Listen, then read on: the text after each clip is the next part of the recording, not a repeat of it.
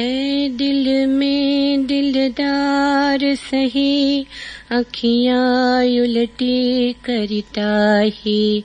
चितिए आब में खाख में, बाद में आतस, जान में सुंदर जानी जनई। नूर में नूर है, तेज में तेज है, ज्योति में ज्योति मिले मिल जाइए। क्या कहिए कहते न बने कछु, जो कहिए कहते ही लजाइए। जासु कहूँ सब में वो एक, तो सो कह सोए आँखी दिखिए। जो कहूँ रूप न रेखत से कछु, तो सब जूछ के मान कहिए। जो कहूँ सुंदर नैन निमांझि, तो नैन हूँ बहन गए पुनि है ये। क्या कहिए कहते न बने कछु, जो कहिए कहते ही लजाइए। प्रीति की रीत नहीं कछु राखत, जाति न पाति नहीं कुलगारू। प्रेम के नेम कहूँ नहीं दिसत, लाज न कानि लाग्यो सब खारो। लीन भयो हरिसो अभियंतर, आठहूँ जाम रहे मतवारो। सुंदर को न जानी सके ये, गोकुल गाँव को पैंडो ही न्यारो। गोकुल गाँव को पैंडो ही न्यारो। द्वंद बिना बिचरे वसुधा, परिजा घटयात्म ज्ञान अपारो। कामन क्रोधन लोभन मोहन, रागन द्वेषन मारुन थारो। योगन भोगन त्यागन संग्रह, देह दशा न ढक्यो नौघारो। सुंदर को न जानी सके ये, गोकुल गाँव को पैंडो ही न्यारो। गोकुल गाँव को पैंडो ही न्यारो। सुंदर सतगुरु यों कहा, सकल शिरोमणि नाम। ताको निस दिन सुमरिए, सुख सागर सुख धाम। राम नाम बिन लैन, को और वस्तु कही कौन। सुंदर जप तप दान व्रत, लागे खाए रे लौन। राम नाम पीयूष तजी, विष पिवे मति हीन। सुंदर डोले भटकते, जन जन आगे दीन। सुंदर सुरती समेट के, सुमिरन सौ लैलीन। सुंदर डोले भटकते, जन जन आगे दीन। सुंदर सुरती समेट के, सुमिरन सौ लैलीन। सुमिरन उपक्रम करी होत है। हरि ताके अधीन सुमिरन ही में शील है। सुमिरन में संतोष। सुमिरन ही ते पाए सुंदर जीवन मोक्ष।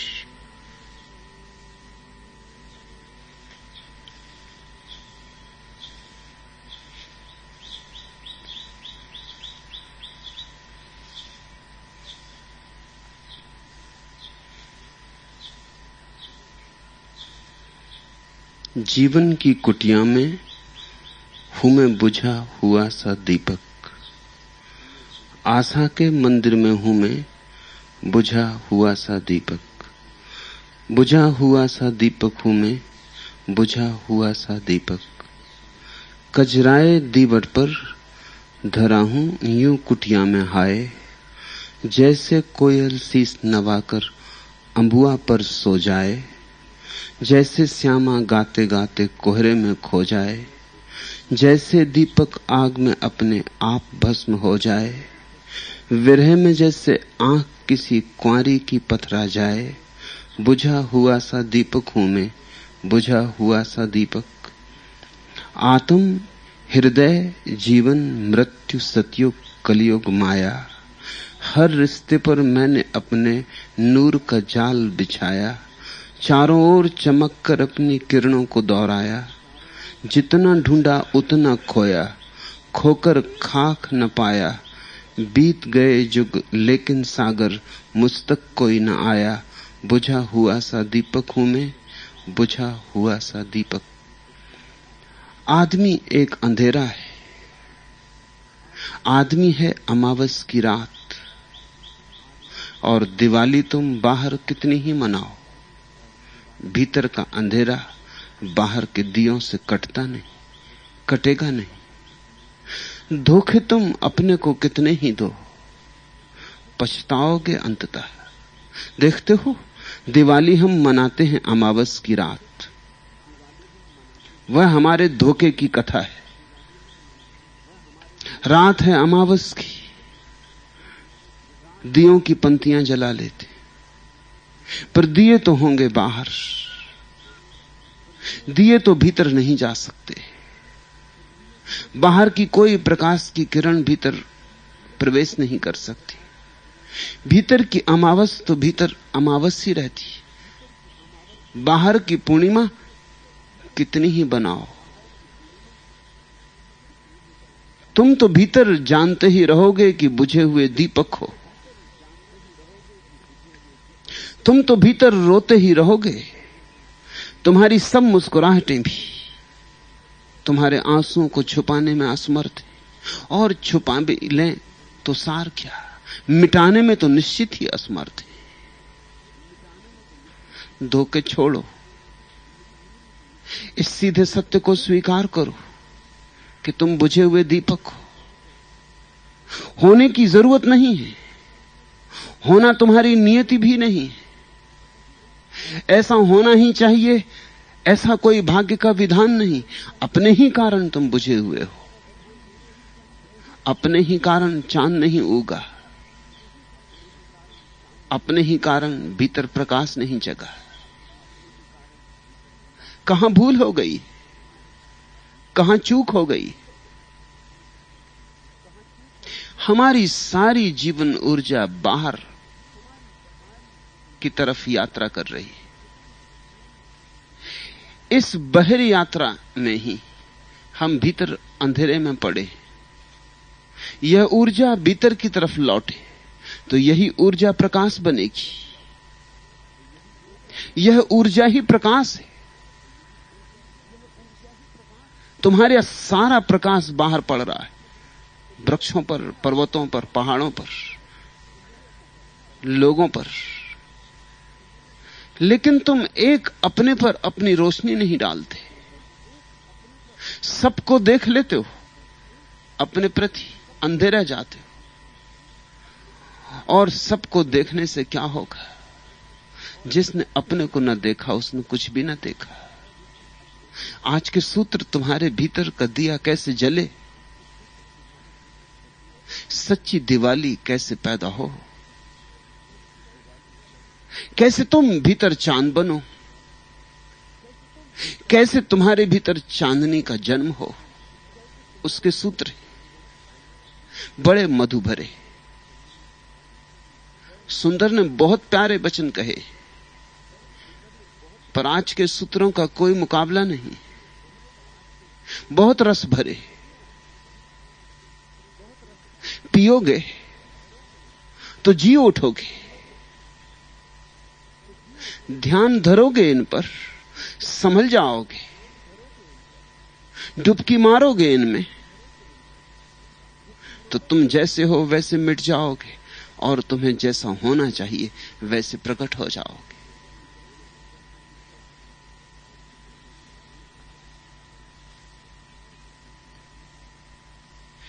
है दिल में दिलदार, जिसको तुम खोज रहे तुम्हारे भीतर बैठा। तुम्हारे खोज की कारण ही तुम उसे नहीं पा रहे हो। तुम दौड़े चले जाते हो, सारी दिशाओं में खोजते हो, थकते हो, गिरते हो। हर बार जीवन कब्र में समाप्त हो जाता है, जीवन से मिलन नहीं हो पाता। और जिसे तुम खोजने चले हो, जिस मालिक को तुम खोजने चले हो, उस मालिक ने तुम्हारे घर में बसेरा किया हुआ। तुम जिसे खोजने चले हो वो अतिथि नहीं है, आतिथेय है। खोजने वाले में ही छिपा है वो जो गंतव्य है, कहीं दूर नहीं, कहीं भिन्न नहीं, गंता की आंतरिक अवस्था है दिल में दिलदार सही, आंखियां उलटकर ताही चितइये। लेकिन अगर उसे देखना हो, अगर उसके प्रति चैतन्य से भरना हो, तो आंखें उल्टाना सीखना पड़े। आंख उल्टाना ही ध्यान है। ध्यान साधारणतया दृश्य से जुड़ा है। ऐसा मत सोचना कि तुम्हारे पास ध्यान नहीं। तुम्हारे पास ध्यान है उतना ही जितना बुद्धों के पास, रत्ती भर कम नहीं। परमात्मा किसी को कम और ज्यादा देता नहीं। उसके बादल सब पर बराबर बरसते, उसका सूरज सबके लिए उगता है। उसकी आंखों में न कोई छोटा है न कोई बड़ा है। ऐसा मत सोचना कि कृष्ण को कुछ ज्यादा दिया था, कि बुद्ध को कुछ ज्यादा दिया था, कि सुंदरदास को जरूर कुछ ज्यादा दे दिया होगा, कि ये रोशन हुए, कि ये जगमगाए। न खुद जगमगाए, बल्कि इनकी जगमगाहट से और भी लोग जगमगाए। दियों से दिए जलते चले गए, ज्योति से ज्योति जले।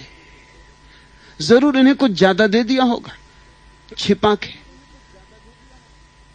हमें दिया नहीं, हम क्या करें। नहीं, ऐसा मत सोचना। परमात्मा की तरफ से प्रत्येक को बराबर मिला है, रत्ती भर भेद नहीं। फिर हम अंधेरे क्यों हैं? फिर कोई बुद्ध रोशन हो जाता है और हम बुद्धू के बुद्धू क्यों रह जाते हैं? हमें जो मिला है हमने उसे गलत से जोड़ा है। जैसे कोई सरिता मरुस्थल में खो जाए, जल तो लाए बहुत हिमालय से और मरुस्थल में खो जाए, ऐसी हमारी जीवन ऊर्जा मरुस्थल में खोई जा रही। बाहर विस्तार है मरुस्थल का। ध्यान तुम्हारे पास उतना ही है जितना मेरे पास, लेकिन तुमने ध्यान वस्तुओं पर लगाया है। तुमने ध्यान किसी विषय पर लगाया है। तुम्हारा ध्यान हमेशा किसी चीज पर अटका है।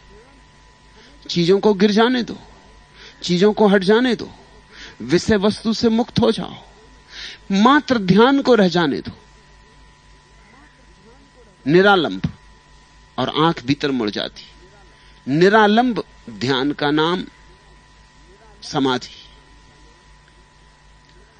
आलंबन से भरे ध्यान का नाम संसार। जब तक आलंबन है तब तक तुम बाहर जाओगे, क्योंकि आलंबन बाहर है। जब आलंबन नहीं तब तुम भीतर आओगे। कोई उपाय ही ना बचा तो तुम्हें भीतर आना ही होगा। ध्यान को कहीं ठहरना ही होगा। बाहर न ठहराओगे तो अपने आप सहज सरलता से ध्यान लौट आता है। पुराने दिनों में जब समुद्र की लोग यात्रा करते थे और यंत्र नहीं थे जानने के, पहचानने के लिए नक्शे नहीं थे कि हम भूमि के करीब पहुंच गए या नहीं, तो वे एक प्रयोग करते थे। हर जहाज पर कबूतर पाल के रखते थे, कबूतरों को छोड़ देते थे। अगर कबूतर ना लौटते तो उसका मतलब जमीन करीब है। उन्होंने कहीं वृक्ष पा लिए होंगे, भूमि पाली होगी, कोई आलंबन मिल गया होगा, अब लौटने की कोई जरूरत नहीं। अगर कबूतर लौट आते तो उसका अर्थ है कि जमीन करीब नहीं, जमीन अभी दूर है। कबूतर को कहीं बैठना तो होगा, कहीं बसना तो होगा। अगर बाहर कोई सहारा मिल जाएगा तो वो फिक्र छोड़ देगा जहाज की। ऐसे ही थक गया होगा जहाज पर बैठे बैठे। पानी और पानी और पानी, मिल गई होगी हरियाली, अटक गया होगा। लेकिन अगर कोई भूमि ना मिले तो क्या करेगा? लौटना ही होगा, लौट आएगा वापस। ऐसा ही हमारा चित्त है। जब तक हम उसे बाहर भूमि दिए जाते हैं तब तक भीतर नहीं लौटता। किसी का धन में अटका है, किसी का पद में अटका है, किसी का प्रतिष्ठा में अटका है, किसी का वस्तुओं में अटका है, किसी का संबंधों में अटका है। लेकिन मन जब तक बाहर अटका है तब तक भीतर नहीं लौटेगा। इसलिए सारे ज्ञानी कहते हैं बाहर से तादात्म्य छोड़ो, मन को बाहर मत अटकाओ, बाहर से सारे सेतु काट दो। और तब अचानक एक प्रकांड ऊर्जा घर की तरफ वापस लौटती, जैसे गंगा वापस लौट पड़े गंगोत्री में। ऐसी आंदोलनकारी घटना घटती। तुम्हारी ही ऊर्जा जब तुम्हारे ऊपर वापस लौटती, रोशन हो जाते हो। इसी से दूसरी चीजें रोशन हो रही थी। तुमने एक फूल देखा, कितना सुंदर। तुम सोचते हो सौंदर्य फूल में है? नहीं, तुम्हारी आंख में। तुमने अपनी आंख से जो रोशनी डाली उसमें तुमने सुबह उगती देखी, सूरज को जागते देखा, बड़ी सुंदर सुबह, बड़ा प्यारा प्रभात, पक्षियों की चहचहाट। सौंदर्य सूरज में है, सौंदर्य पक्षियों की चहचहाट में नहीं। तुम जो ऊर्जा दे रहे हो उसमें। कभी ऐसा होता है कि चांद तो निकला होता है आकाश में बड़ा प्यारा, लेकिन तुम्हें सुंदर नहीं मालूम पड़ता। तुम आज ऊर्जा नहीं दे पाते हो। तुम्हारी पत्नी चल बसी, तुम्हारा बेटा बीमार है, तुम्हारा मन कहीं और उलझा। आज चांद पर तुम अपने मन को नहीं लगा पाते, आज चांद पर तुम अपने मन को नहीं बिछा पाते, आज चांद के आसपास अपने नूर का जाल नहीं बुन पाते। चांद उगा रहता है, चांद चलता रहता आकाश में, लेकिन आज सुंदर नहीं मालूम होता। अगर तुम उदास हो तो चांद भी उदास मालूम होता है। यह अनुभव किया है ना? अगर तुम उदास हो तो पक्षियों के गीत भी उदास मालूम पड़ते हैं, जैसे मातम गाते हो, जैसे मरसिया गाते हो। अगर तुम प्रफुल्लित हो, सारा जगत प्रफुल्लित हो उठता है। अगर तुम आनंद मग्न हो तो सारा जगत नाचता हुआ मालूम पड़ता है। पत्थर पहाड़ भी बोलते मालूम पड़ते जब तुम्हारे भीतर गूंज होती रस की। तुम जो बिछाते हो वही पाते हो, तुम जो डालते हो वही मिलता है। जगत तो दर्पण है, जब तुम सुंदर होते हो जगत सुंदर मालूम होता है, जब तुम कुरूप होते हो जगत कुरूप मालूम होता है। इसलिए ठीक कहा है ज्ञानियों ने कि जो जैसा होता है उसे वैसे ही दूसरे लोग भी दिखाई पड़ते। इसमें सत्य है। चोर को सब चोर दिखाई पड़ते, साधु को सब साधु दिखाई पड़ते।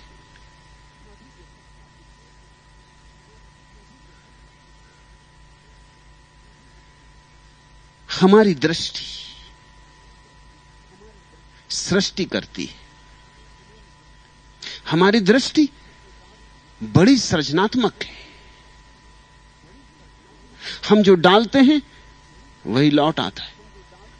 इसलिए फूल भी सभी को एक जैसे सुंदर थोड़ी दिखाई पड़ते, जो जितना डालता है। कोई कवि बहुत उंडेल देता है, कोई चित्रकार अपनी पूरी आत्मा रख देता है, तो फूल में आत्मा आ जाती। पत्थर भी खिल जाते हैं,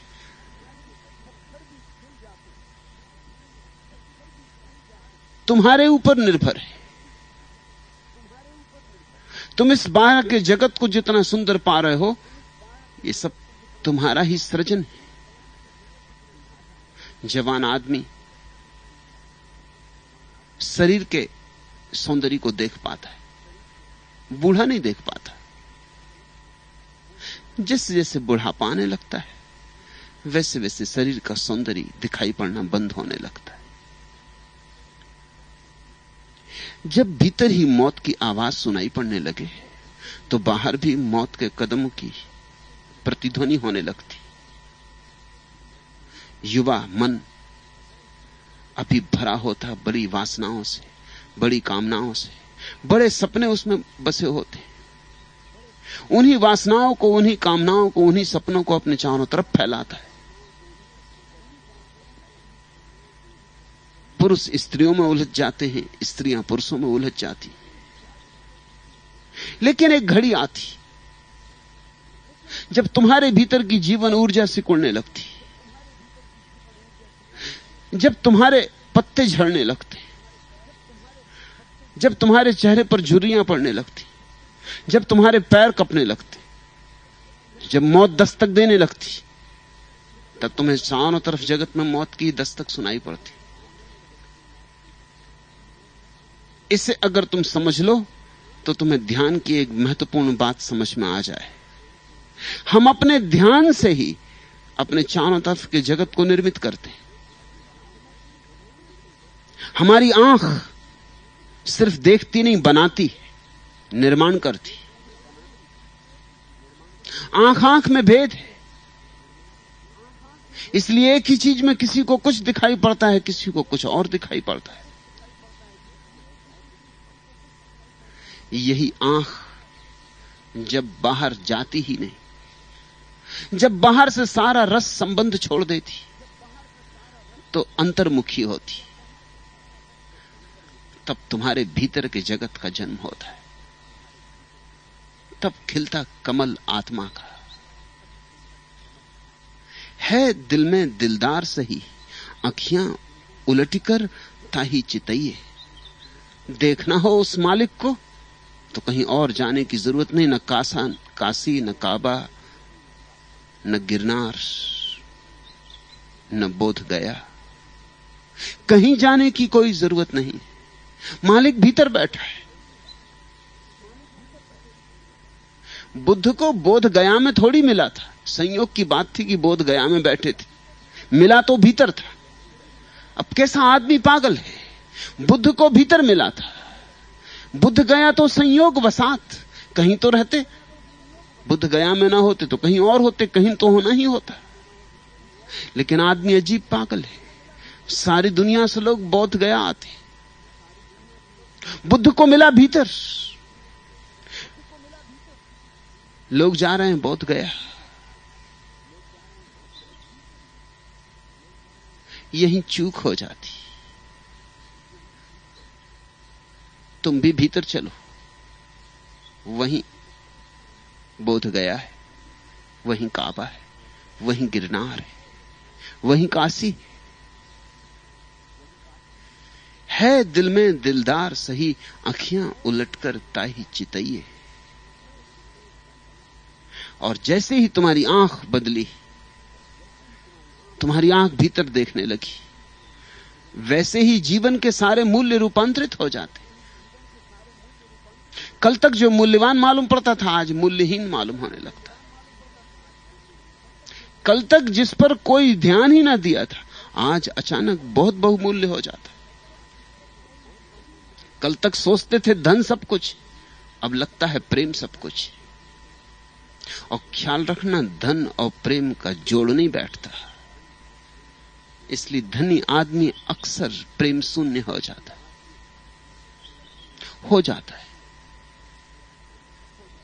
धन इकट्ठा करने में ही हो जाता है। धन इकट्ठा करने की कीमिया ही यही है कि उसको प्रेम शून्य होना ही पड़ेगा।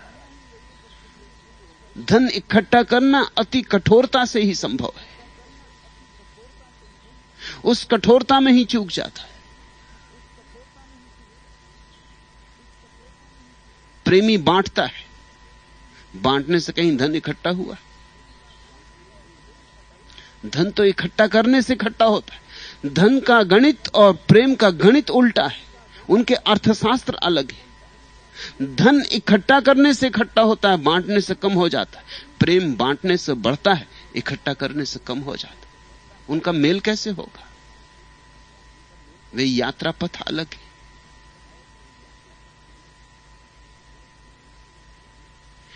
ऐसे क्यों खुश हुए, क्यों गम से घबराया किए? जिंदगी क्या जाने क्या थी और क्या समझा किए? जब आंख उल्टेगी, जब आंख पलटेगी तो तुम बड़े चौंकोगे।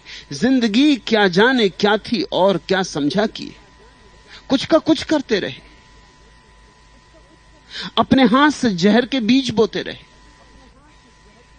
अपने हाथ से दुख की फसल काटते रहे, रोते भी रहे, चिल्लाते भी रहे, सारी दुनिया को दोष भी देते रहे, और खुद जिम्मेवार थे। खुद ही बीज बोए, खुद ही फसलें काटी, खुद ही कांटों से छिदे, खुद ही जहर में डूबे, और चिल्लाते रहे, रोते रहे, जैसे सारी दुनिया सता रही हो। प्रत्येक व्यक्ति अपना नरक स्वयं बनाता है, और स्वर्ग भी। तुम जहां हो अपने कारण हो, तुम जैसे हो अपने कारण हो। भूल के भी दायित्व किसी और पर मत देना। जिस दिन तुमने उत्तरदायित्व किसी और को दिया, उसी दिन तुम धार्मिक होना बंद हो जाते हो। धार्मिक होने की शुरुआत ही इस सत्य से होती कि मैं अपने जीवन का सारा उत्तरदायित्व अपने ऊपर लेता हूं। दुखी हूं तो मैं जिम्मेवार हूं। इसलिए मैं तुमसे कहता हूं कि तुम्हारे तथाकथित साधु सन्यासी अक्सर धार्मिक नहीं होते। साधु सन्यासी होते होंगे ऊपर ऊपर, अक्सर धार्मिक नहीं होते। अगर धार्मिक हो तो पति को पत्नी को छोड़कर भागने की कोई जरूरत नहीं है। जब पति पत्नी को छोड़कर भागता है तो वो ये कहता है कि इसके कारण मैं बंधन में पड़ा हूं। वो ये नहीं कहता कि मेरी वासना के कारण मैं बंधन में पड़ा हूं, कहता है इस स्त्री के कारण मैं बंधन में पड़ा हूं। यही अधार्मिक आदमी का लक्षण है। वो सदा कहता कोई दूसरा जिम्मेवार है, और जब दूसरा जिम्मेवार है तो तुम कर क्या सकोगे? तुम गुलाम रहोगे, तुम कभी मुक्त नहीं हो सकते, क्योंकि दूसरे तो बहुत हैं। तुमने तो अपना मोक्ष असंभव बना दिया। जब ये सब बदलेंगे, जब दुनिया में कोई भी तुम्हें दुख न देगा, जब दुनिया में कोई तुम्हें रुष्ट न करेगा, जब दुनिया में कोई तुम्हें काम वासना से न भरेगा, जब दुनिया में कोई तुम्हें आकर्षित न करेगा, जब ये सारी की सारी दुनिया तय ही कर लेगी कि तुम्हें मुक्त करना है, तभी तुम हो सकोगे। मोक्ष असंभव है। फिर तुमने मोक्ष की संभावना की जड़ ही काट दी। ये सारी दुनिया बदलेगी तो शायद तुम्हारा मोक्ष होगा। ये दुनिया ना तो बदलती, न बदल सकती, न इस दुनिया को कोई प्रयोजन है तुम्हारे मोक्ष से। तुम्हारा मोक्ष तुम जानो। स्त्रियां तो सच के निकलती रहेंगी, सिर्फ इस कारण कि एक सज्जन को मोक्ष की सनक सवार हुई। स्त्रियां सारी सजना बंद नहीं कर देंगी। बाजार तो भरे ही रहेंगे, दुकानों पर सजावटें होती रहेंगी, नई नई चीजें निर्मित होती रहेंगी, आकर्षण के नए नए द्वार खुलते रहेंगे, सिर्फ इस कारण कि एक सज्जन मोक्ष जाने का इरादा कर रहे हैं। इस सारी दुनिया की व्यवस्था नहीं रुक सकती। कोयल गीत गाएगी, पपीहे टेर लगाएंगे,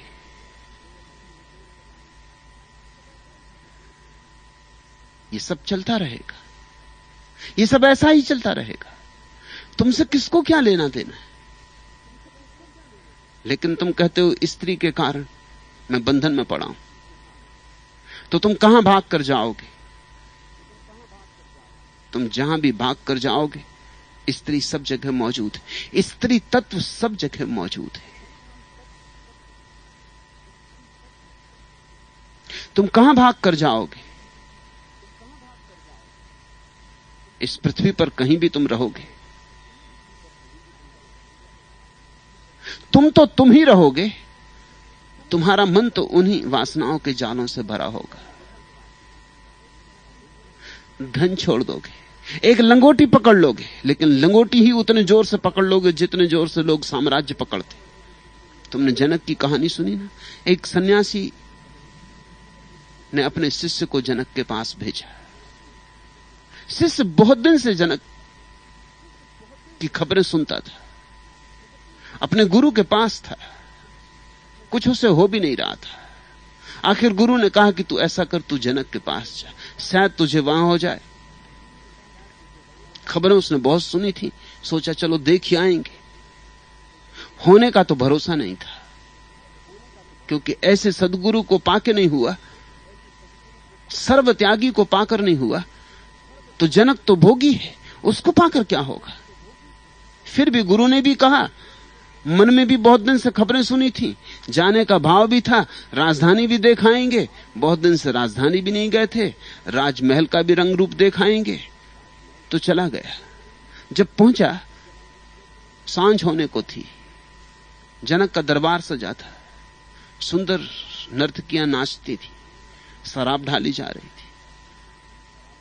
वो युवा सन्यासी तो बहुत हैरान हो गया। वो तो उसी क्षण लौट पड़ना चाहा, उल्टे पांव। जनक ने कहा, आ ही गए हो तो रात तो कम से कम विश्राम करो, सुबह चले जाना। उसने कहा कि नहीं, यहां एक क्षण भी रुकना पाप है। मैं तो ब्रह्म ज्ञान के लिए आया था, और यहां जो देख रहा हूं, मैं तो वैसे ही झंझटों में पड़ा हूं, और ये सब देख के और झंझट में ना पड़ जाऊं। ये शराब का चलना, ये नर्तकियों का नृत्य, ये सब क्या हो रहा? और आप स्वर्ण सिंहासन पर बैठे, आपको ज्ञान हो कैसे सकता है? सम्राट ने कहा, रात रुको, भोजन करो, विश्राम करो, सुबह बात करेंगे। रात रुका सन्यासी, भोजन भी किया, सोया भी। सुबह जनक उसे लेकर महल के पीछे ही बहती नदी में स्नान करने को ले गए। जब दोनों स्नान कर रहे हैं, तभी महल से भयंकर लपटें उठने लगी, महल में आग लग गई। लोग भागे हुए आए, सारा महल धू-धू कर जल रहा है। सन्यासी एकदम भागा। जनक ने पूछा, कहां जाते हो? उसने कहा कि मेरी लंगोटी महल में ही रखी।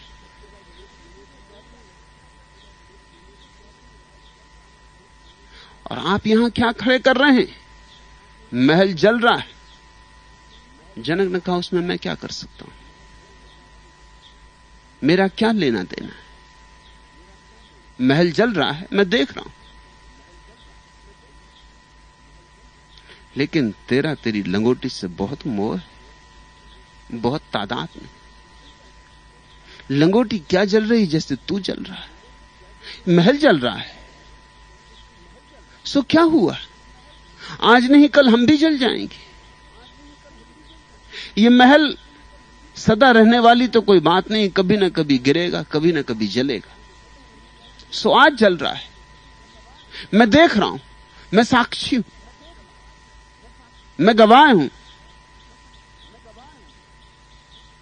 लेकिन मेरा इससे कुछ तादाद नहीं है। सन्यासी को कहा यही मेरा संदेश है, इतना ही मेरा सूत्र है कि साक्षी रहो। तो यह भी हो सकता है कि महल में रह के कोई साक्षी हो और झोपड़े में रह के कोई साक्षी न रहे। इसलिए झोपड़ों और महलों से भेद नहीं पड़ता, चित्त का रूपांतरण।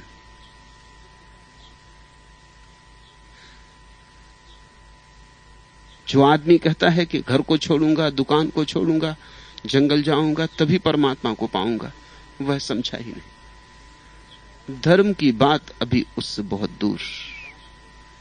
वो ये कह रहा है कि दुकान की वजह से मैं उलझा हूं, मकान की वजह से मैं उलझा हूं, इनसे छूट जाऊंगा तो छूट जाऊंगा। ये बात गलत है। दुकान तुम्हारे मन का विस्तार है, मन तुम्हारे दुकान का विस्तार नहीं। यही मन लेके जंगल में बैठ जाओगे, वहां भी किसी तरह का विस्तार कर लोगे। यही मन बीज लिए हुए विस्तार के, ये जहां रहेगा वहीं विस्तार कर लेगा, इससे कुछ भेद नहीं पड़ेगा। रंग रूप बदल जाएंगे, ऊपर ऊपर की बदलाहट हो जाएगी, वस्त्र और हो जाएंगे, लेकिन भीतर भीतर सब वही रहेगा। मैं किस व्यक्ति को धार्मिक कहता हूं? मैं उस व्यक्ति को धार्मिक कहता हूं जिसने इस कठोर बात को स्वीकार कर लिया कि मेरे अतिरिक्त मेरे जीवन के लिए और कोई जिम्मेवार नहीं, मेरा उत्तरदायित्व आत्यंतिक है। इसलिए दुखी हूं तो मैंने बोया है दुख, फसल काट रहा हूं। सुखी हूं तो मैंने बोया है सुख, फसल काट रहा हूं। भागने का प्रश्न नहीं है, जागने का प्रश्न है। अब कहां मैं ढूंढने जाऊं सुकून को, एक खुदा इन जमीनों में नहीं, इन आसमानों में नहीं। आदमी ने सब तरफ खोज ली है शांति, कहां मिलती? न जमीन पे मिलती, न आसमान पे मिलती। अब कहां जाएं, अब कहां खोजें? मगर एक जगह आदमी नहीं खोजता, भीतर नहीं खोजता। सारी जमीन छान लेता है, सारा आकाश भी छान डालेगा। अब कहां मैं ढूंढने जाऊं सुकून, ए खुदा इन जमीनों में नहीं, इन आसमानों में नहीं। सुंदरदास को सुनो, है दिल में दिलदार, सही अखियां उलटकर ताही चितइये। आब में, खाक में, बाद में, आतस जान में, सुंदर जान जनइये।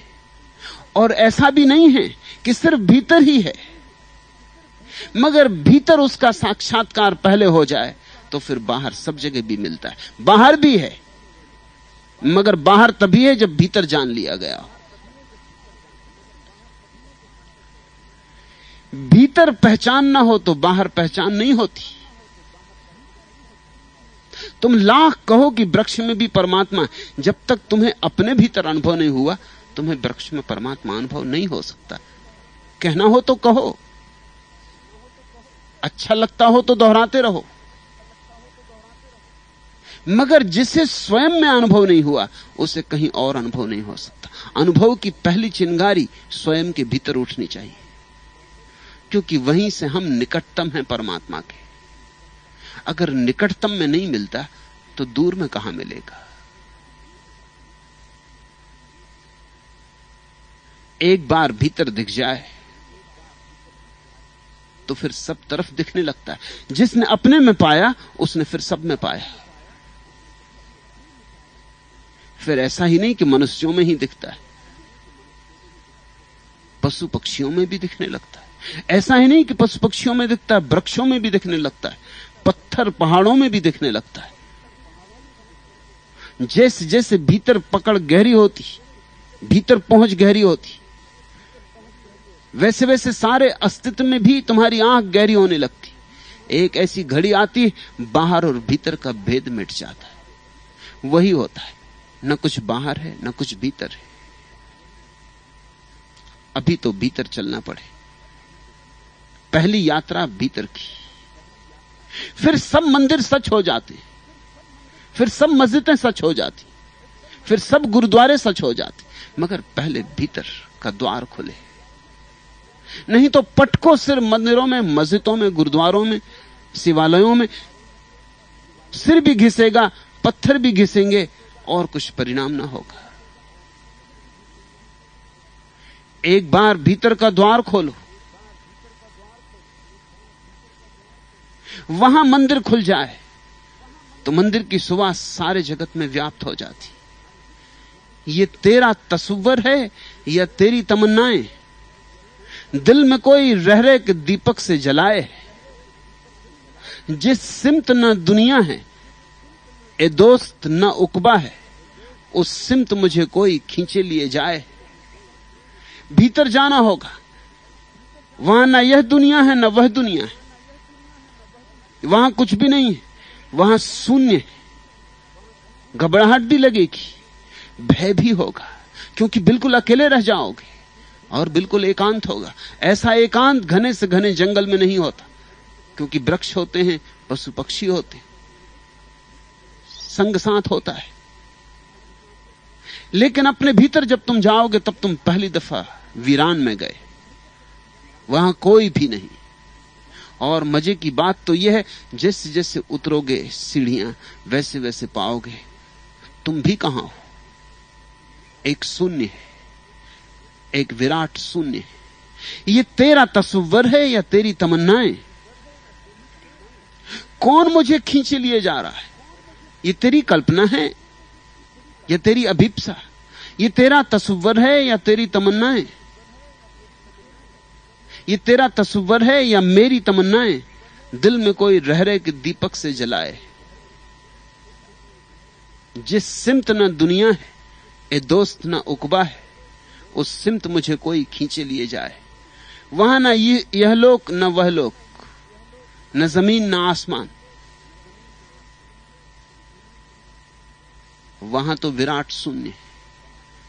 उस तरफ जब तुम खींचने लगोगे तब समझना जीवन में धर्म का संस्पर्श हुआ, उस पारस पत्थर का स्पर्श हुआ जिसके स्पर्श से लोहा भी सोना हो जाता है। आब में, खाक में, बाद में, आतस जान में, सुंदर जान जनइए।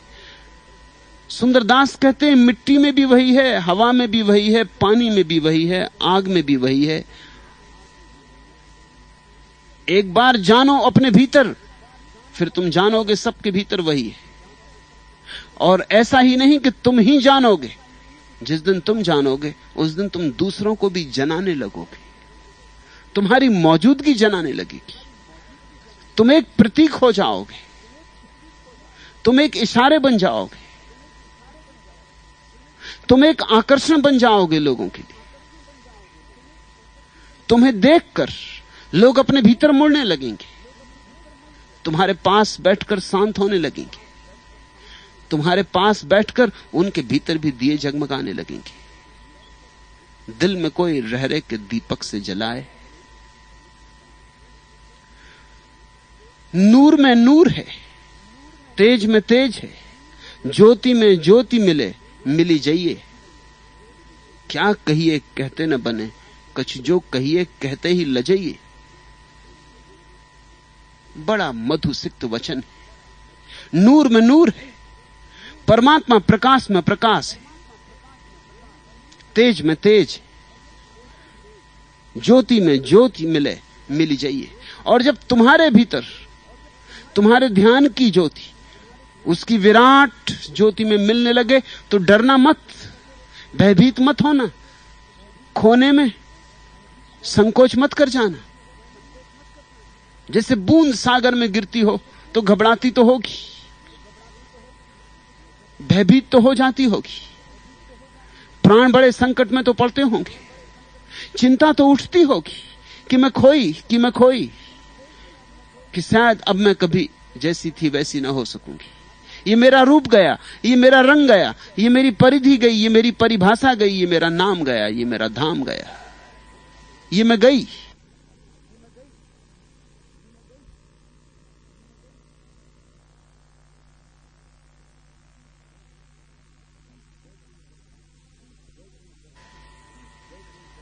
ठीक वैसी ही दशा जब भीतर तुम पहुंचोगे, तुम्हारे ध्यान की छोटी सी ऊर्जा भीतर जाएगी और उस विराट ऊर्जा का साक्षात्कार होगा, तो घबराहट लगेगी। बहुत लोग घबरा के वापस लौट आते। यहां तो रोज ये होता है। पहले लोग ध्यान की बड़ी आतुरता से प्रतीक्षा करते, बड़ी आकांक्षा से पूछते हैं, तांछते हैं, साधना करते, और जब घटने के करीब बात आती तो एकदम घबरा जाते, एकदम भाग खड़े होते। रोज उन्हें मैं कपते देखता हूं, भयभीत देखता हूं, डरते देखता हूं। कहते हैं अब क्या करें, कहीं विक्षिप्त ना हो जाएंगे, ये कहीं मृत्यु तो नहीं हो जाएगी। मृत्यु जैसी ही मालूम होती, विक्षिप्तता जैसी ही मालूम होती। ये रास्ता तो दीवानों का है, ये रास्ता तो मर्दों का है। मरने की जिनकी हिम्मत है, केवल वे ही परम जीवन को पाने के अधिकारी हो पाते। तो जब ज्योति, विराट ज्योति के करीब पहुंचे और मिलने को आतुर हो जाए, तो भाग मत खड़े होना। नूर में नूर है, तेज में तेज है, ज्योति में ज्योति मिले, मिल ही जाइए तो मिल ही जाना। एक झपट्टे में, एक छलांग में, संकोच न करना रत्ती भर। रविन्द्रनाथ की प्रसिद्ध कविता है कि मैं परमात्मा को खोजता था जन्मों जन्मों से, अनंत अनंत कालों से, रोता फिरता था, गिड़गिड़ाता था कि प्रभु तू कहां है। मेरी आंखें आंसुओं से भरी होती थी और मेरा हृदय प्रार्थनाओं से, और मेरी आंसुओं से भरी आंखों में कभी कभी किसी दूर तारे के पास उसकी झलक मिल जाती थी तो मैं दीवाना उस तारे की तरफ चल पड़ता था। लेकिन जब तक मैं पहुंचता तारे तक, तब तक वह दूर निकल गया होता, मिलन नहीं हो पाता था। फिर एक दिन ऐसा हुआ, वह सौभाग्य की घड़ी आ गई। मैं उस द्वार पर पहुंच गया जो उसका द्वार है, उसकी तख्ती भी लगी थी। आनंद की सीमा न रही। धन्यभागी था मैं, तो आ गया, तो मिल गई मंजिल, तो चढ़ा सीढ़ियां, नाचता हुआ, हाथ में सांकल ली, खटखटाने को था। तभी मन में एक सवाल उठा कि सोच ले, विचार ले, अगर द्वार खुल गया और परमात्मा मिल गया तो तू मिट जाएगा, तो फिर तू नहीं बचेगा। उसकी विराटता में तेरी क्षुद्रता लीन हो जाएगी। उसके सागर में तू एक बूंद की तरह खो जाए। उसके सूरज में तेरी एक किरण कहां पता होगा, कहां ठिकाना होगा। सोच ले, एक बार सोच ले, इसके पहले कि द्वार खटखटा। और फिर ये भी तो सोच कि परमात्मा मिल जाएगा तो फिर तू क्या करेगा। यही तो तेरा उपक्रम था अब तक का, यही तो तेरा बहाना था जीने का, हीला हवाला था, यही तो तेरी खोज थी। इस खोज के लिए तो तू जन्मों जन्मों तक जिया।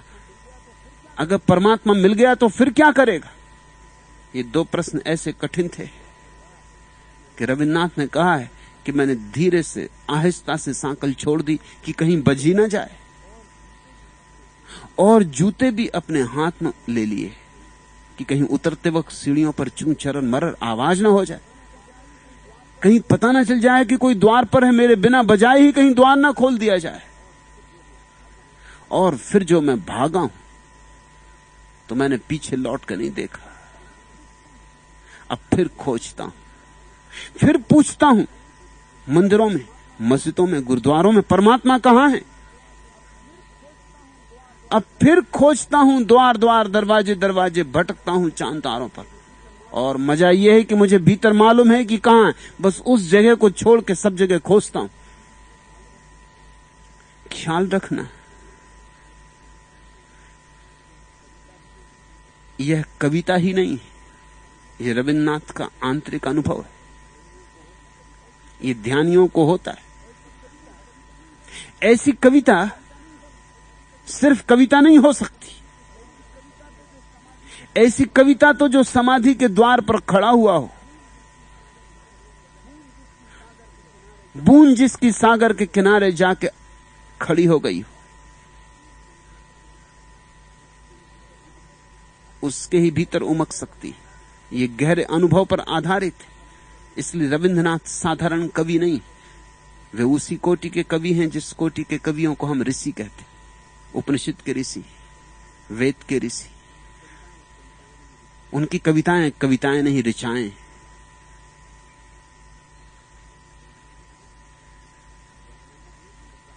घबराना मत, सुंदरदास कहते हैं, ज्योति से ज्योति मिले, यही तो अभिप्सा है जन्मों जन्मों की। तो जब ये घड़ी आए, ज्योति में ज्योति मिले, मिली जाइए तो मिल ही जाना। सब तरफ वही है, तुम में भी वही है, बाहर भी वही है, भीतर भी वही है। इसलिए डरो मत। कौन मिटता है, कौन बनता है?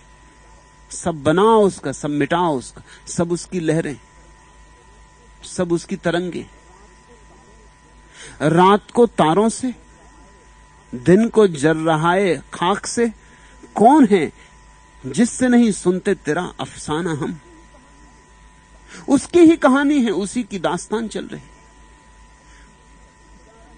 पक्षी उसी का गीत गा रहे हैं। वृक्षों की हरियाली में वही हरियाली है, नदियों की तरंगों में वही तरंग है, हवाओं के नृत्य में वही नृत्य है। क्षुद्र से क्षुद्र में भी वही है, और विराट से भी विराट में भी वही है। कौन है जिससे नहीं सुनते तेरा अफसाना हम? क्या कहिए कहते न बने। ये अड़चन तब आती है जब ज्योति से ज्योति मिल जाती। जब तक ज्योति से ज्योति नहीं मिली, तब तक तो लोग परमात्मा के संबंध में बड़ी आसानी से बातें कर लेते। किसी से भी पूछ लो, पान बेचने वाले पंसारी से पूछ लो, ईश्वर है? उत्तर देगा, कहेगा है या कहेगा नहीं। राह चलते राहगीर से पूछ लो, उत्तर सुनिश्चित आएंगे। शायद ही तुम ऐसा आदमी पा सको जो कहे मुझे मालूम नहीं, शायद ही। और वही एक ईमानदार है, बाकी सब बेईमान है। कोई कह रहा है ईश्वर है और पता जरा भी नहीं, और कोई कह रहा है ईश्वर नहीं है और पता जरा भी नहीं। इसलिए मैं तुम्हारे नास्तिकों और आस्तिकों में बहुत भेद नहीं करता। वे एक ही जैसे, एक ही सिक्के के दो पहलू। दोनों खुद धोखा खा रहे हैं, दूसरों को धोखा दे रहे हैं। धार्मिक व्यक्ति कोई और ही बात है, ना आस्तिक न नास्तिक, कोई और ही आयाम है, अनुभव का आयाम है, विश्वास का नहीं, सिद्धांत का नहीं, प्रतीति का, साक्षात का। साक्षात्कार तो तभी होता है जब ज्योति में ज्योति मिल जाती। क्या कहिए कहते न बने, फिर बड़ी मुश्किल होती। क्या कहिए कहते न बने, कुछ जो कहिए कहते ही लजाइए, फिर बड़ी मुश्किल हो जाती। कहते भी नहीं बनता, ना कहो ऐसे भी नहीं बनता, कहना भी पड़ता है, रुका भी नहीं जाता। भीतर कोई प्रगाढ़ पुकार उठती कि कहो, कहो क्योंकि बहुतों को जरूरत है, पुकारो क्योंकि बहुत प्यासे हैं, ढालो क्योंकि बहुत से लोग तड़फ रहे हैं,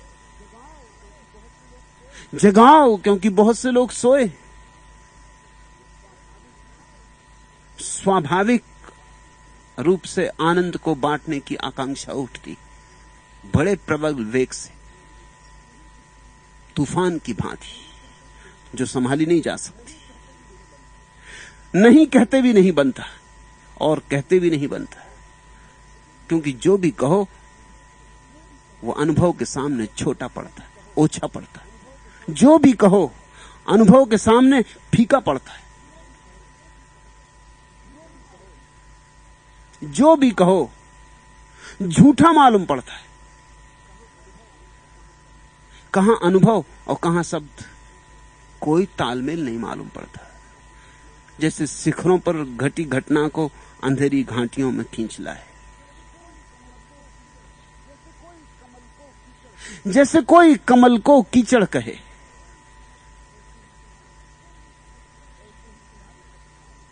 ऐसे ही सारे शब्द मालूम होते।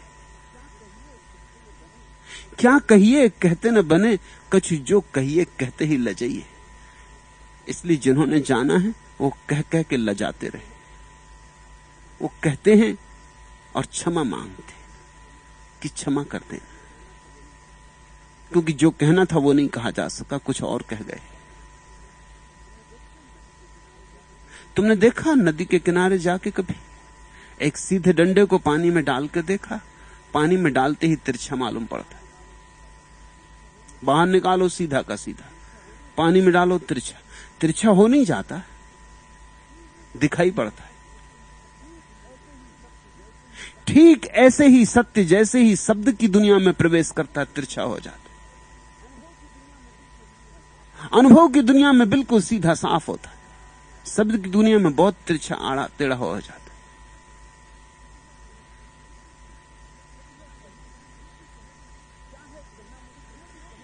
क्या है कहना मुश्किल, फिर जो भी कहो वो सिर्फ एक पहलू होता है।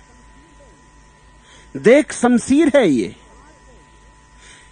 साज है ये, जाम है ये, तू जो शमशीर उठा ले तो बड़ा काम है ये। बहुत मुश्किल है, शमशीर भी है। अगर एक तरफ से देखो तो सत्य तलवार है। ऐसी धार किस तलवार में होती, सूक्ष्म से सूक्ष्म को काट जाता है। देख शमशीर है ये, साज है ये, और तलवार की धारी होती तो कह देते, मगर ये ऐसा है जैसे वीणा पर किसी ने तार छेड़े। ये संगीत नाद है, स्वर है। ऐसा स्वर जो केवल गहन शांति में ही सुना जाता है। ये निस्तब्धता का स्वर है, जाम है ये। स्वर ही होता तो भी चल जाता कि चलो कह देते कि अनाहत नाद है, बात खत्म हो गई। मगर ये एक मदहोशी भी कि जिसने पी फिर कभी वापस दुनिया के होश में ना आया, फिर वापस कभी उसे दुनिया ना दिखाई पड़ी। जिसने एक बार पी ली कि सदा के लिए बेहोश हो गया। और अगर इतनी ही बात होती तो भी काम चल जाता। तो उमर खयाम ने कह दी थी बात कि शराब है ये, मगर ये शराब भी बड़ी अजीब है। एक तरफ से तो बेहोशी ले आती और एक तरफ से बड़ा होश ले आती। एक ऐसी बेहोशी जिसके केंद्र में होश है। मुश्किल पे मुश्किल, जो कहो वही थोड़ा मालूम पड़ता है। देख शमशीर है ये, साज है ये, जाम है ये, तू जो शमशीर उठा ले तो बड़ा काम है ये। मगर कहीं से तो शुरू करना पड़ेगा। तो कहते हैं उठा तलवार ही उठा, पहले अपनी गर्दन को ही गिरा। कबीर ने कहा जो घर बारे आपनो चले हमारे संग, चल घर को जला।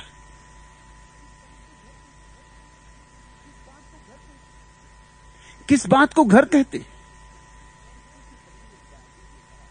सूफी फकीर बायजीद ने कहा है, डर है तो घर है,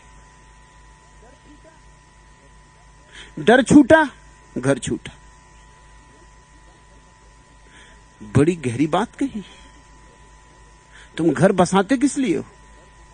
अगर गौर से खोजोगे तो डर को पाओगे। डर है तो घर है, डर छूटा तो घर छूटा। डर को जला ही देना होगा। तू जो शमशीर उठा ले तो बड़ा काम है ये। मगर फिर बहुत और बातें रह गई बिना कही। देख, शमशीर है ये, साज है ये, जाम है ये, और ये भी सब नहीं है, और हजार बातें। सत्य सब कुछ है, क्योंकि सत्य सारे जगत का केंद्र है। ये सारा जगत उसी की अभिव्यक्ति है। प्रकाश भी वही, अंधकार भी वही, पास भी वही, दूर भी वही, पुरुष भी वही, स्त्री भी वही, सुख भी वही, दुख भी वही, स्वर्ग भी वही, नरक भी वही। कैसे कहो उसे? क्या कहिए कहते न बने, कछु जो कहिए कहते ही लजाइए। तासों कहूं सब में वह एक, तो सो कहे कैसो है आंख दिखाइए। अगर मैं कहूं कि वह सब में छिपा हुआ एक है, उस एक का ही विस्तार है। वह एक ही सबके भीतर बैठा है। तो लोग पूछते हैं तो जरा दिखाइए कहां है। जब सबके ही भीतर बैठा तो कहीं से भी दिखा दीजिए। तासो कहूं सब में वह एक, तो सो कहे कैसो है आंख दिखाइए। लोग कहते हैं तो फिर तो आंख से दिखा दो, जब सब में वही एक बैठा है तो ऐसी अड़चन क्या है? दिखा ही दो, दर्शन करवा दो। और दर्शन उसके करवाए नहीं जा सकते। जो कहूं रूप न रेख तिसे कछु, तो सब झूठ के माने कहिए। अगर मैं लोगों को कहूं कि भाई कैसे दिखाऊं, उसका ना कोई रूप है ना कोई रेख है, तो लोग कहते हैं कि ये भी खूब झूठी मान्यता फैला रहा हो। पहले कहते हो सब में वही, सब कुछ वही वही है और सब असत्य है। और जब हम पूछते हैं दिखा दो, तो कहते हो ना उसका रूप है ना कोई रंग है ना रेख है, तो तुमको कैसे दिखाई पड़ा? कहते हो सभी आकारों में वही है, और जब हम पूछते हैं दिखा दो आकार, तो कहने लगते हो निराकार है। तो ये सब बातें तो झूठी मालूम पड़ती हैं। लोग कहते हैं क्यों झूठी बातें फैलाते। जो कहूं सुंदर नैनन मांझी, और मैं अगर ये कहूं कि आंख के बाहर नहीं है, आंख के भीतर, जो मैं कहूं सुंदर नैनन मांझी, तो नैनो बैन गए पुनः, तो जिनकी आंखें चली जाती उनमें भी तो मौजूद होता है। सूरदास में कुछ कम थोड़ी था, कबीरदास उतना ही था। आंख के चले जाने पर भी तो वह पाया जाता है, कान के न होने पर भी तो पाया जाता है, हाथ के टूट जाने पर भी तो पाया जाता है, देह के गिर जाने पर भी तो पाया जाता है। तो कहां उसे दिखाएं, कैसे उसे समझाएं? क्या कहिए कहते न बने, कछु जो कहिए कहते ही लजाइए। सुंदरदास कहते हैं इसलिए बड़ी मुसीबत हो गई है। जब से ज्योति मिली, तब से कहना कठिन हो गया है। जो कहते हैं वही गलत मालूम होता है, उसी में उलझने उठाती और फिर बड़ी लज्जा होती कि उसकी इतनी कृपा, उसकी अनुकंपा इतनी विराट, और हम उसे कहने में भी असमर्थ, तो बड़ी लज्जा होती।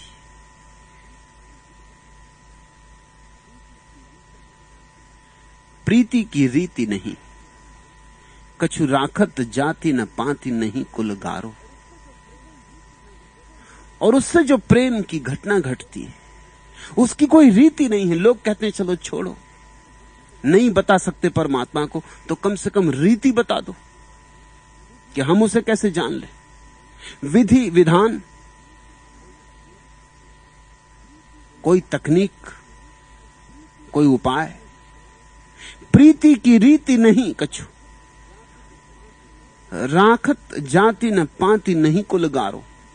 और मुश्किल है, प्रेम के पथिक की तो और भी मुश्किल है, क्योंकि प्रेम की कोई रीति नहीं होती। प्रेम तो सब रीतियों से मुक्त है, और जहां जितनी रीति होती उतना ही प्रेम मर जाता है। प्रेम तो रीति मुक्त है। प्रेम की कोई मर्यादा नहीं, कोई व्यवस्था नहीं। प्रेम तो परम स्वतंत्रता है। प्रीति की रीति नहीं कछु, इसलिए तो तुम्हारी सारी प्रार्थनाएं झूठी हो गई, क्योंकि तुमने उनको रीति बना लिया। बैठे परमात्मा के सामने तुम तोतों की भांति रटे हुए स्वर दोहराते हो। ये कोई प्रेम हुआ?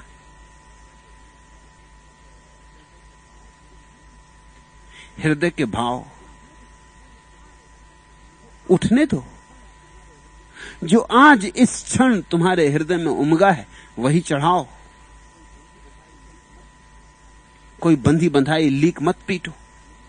ये तो तुमने कल भी कहा था, ये तो तुमने परसों भी कहा था। इस कहने में अब कुछ अर्थ नहीं रहा है। तुमने इसे इतना दोहराया है कि तुम इसे नींद में भी दोहरा सकते हो।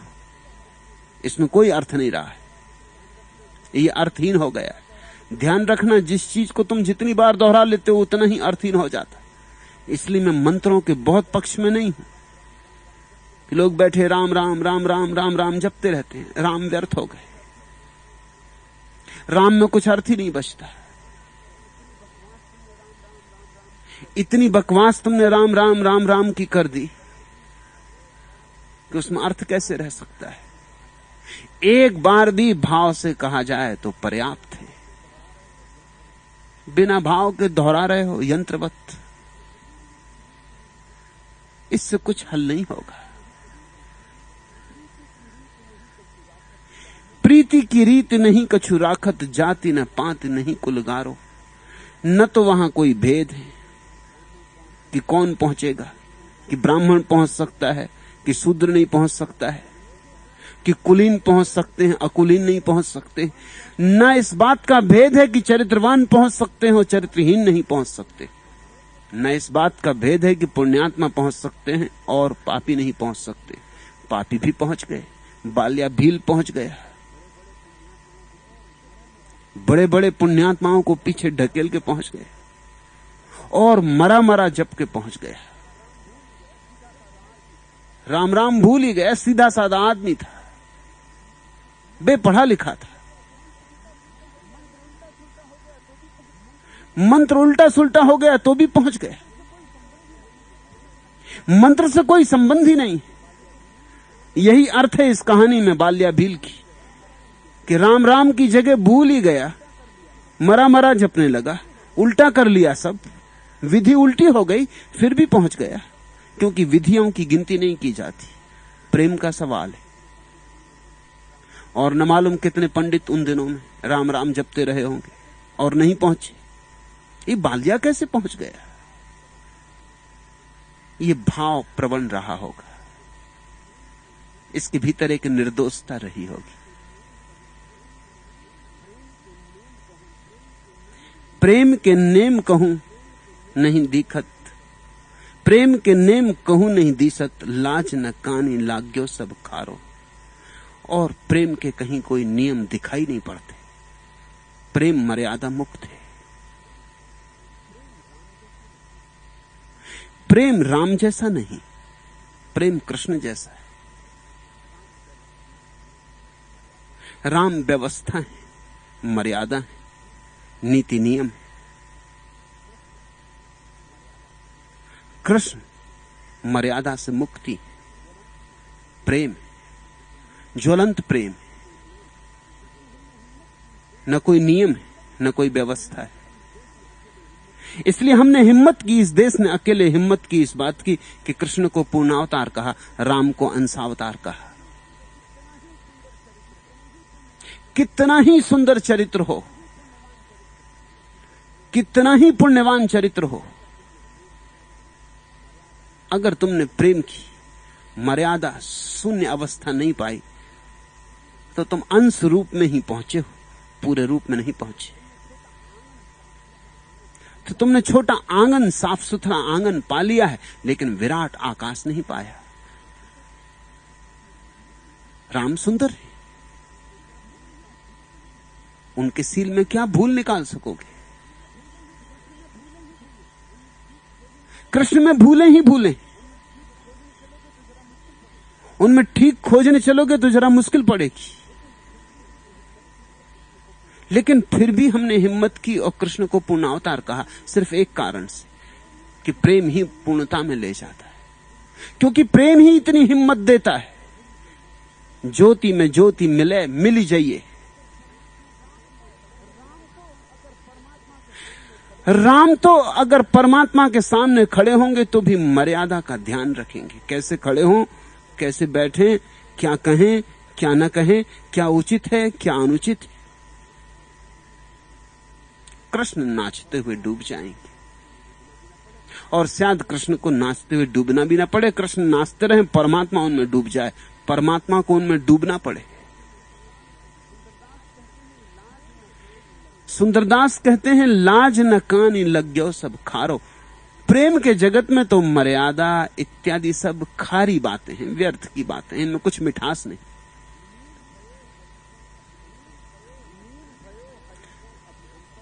लीन भयो हरिसों अभिअंतर आठों जाम रहो मतवारो। लीन भयो हरिसो अभिअंतर आठों जाम रहे मतवारो। आठों पहर जो उसमें डूब गया है वो मस्त रहता है, मस्ती में रहता है, पियक्कड़ की मस्ती है उसकी, शराबी की मस्ती है उसकी। सूफियों ने इसी कारण परमात्मा की प्रार्थना को शराब कहा है। सूफियों ने इसी कारण उसके असली मंदिरों को मधुशाला कहा है। शहर तक चांद मेरे सामने रखता है अक्स उनका, सितारे सबको मेरे साथ उनका नाम लेते। ये सुनकर हमने मैखाने में अपना नाम लिखवाया, जो मैखस लड़खड़ाता है वो बाजू थाम लेते। ये सुनकर हमने मैखाने में अपना नाम लिखवाया, सम्मिलित हो गए मधुशाला में। ये सुनकर हमने मैखाने में अपना नाम लिखवाया, जो मैकस लड़खड़ाता है वो बाजू थाम लेते। उसके प्रेम में जो लड़खड़ाता है संभाल लिया जाता है।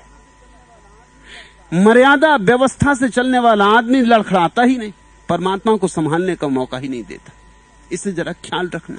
पुण्यात्मा का एक अहंकार होता है, नीति से चलने वाले व्यक्ति की एक अस्मिता होती है, चरित्रवान का एक बड़ा सूक्ष्म अहम भाव होता है। वो परमात्मा को संभालने का मौका नहीं देता, वो खुद ही संभल के चलता है। लेकिन उसके प्यारे जिन्हें उस पर भरोसा है लड़खड़ाते, सारी मर्यादा नीति नियम छोड़कर प्रेम में डुबकी लगाते। हद कूचा ए महबूब है वहीं से शुरू, जहां से पड़ने लगे पांव डगमगाए हुए। ध्यान रखना, जब तक पैर डगमगाए ना उसके प्रेम में, तब तक समझना कि अभी प्रेमी की गली आई नहीं। हद कूचा ए महबूब है वहीं से शुरू, प्रेमी की गली वहीं से शुरू होती, जहां से पड़ने लगे पांव डगमगाए हुए।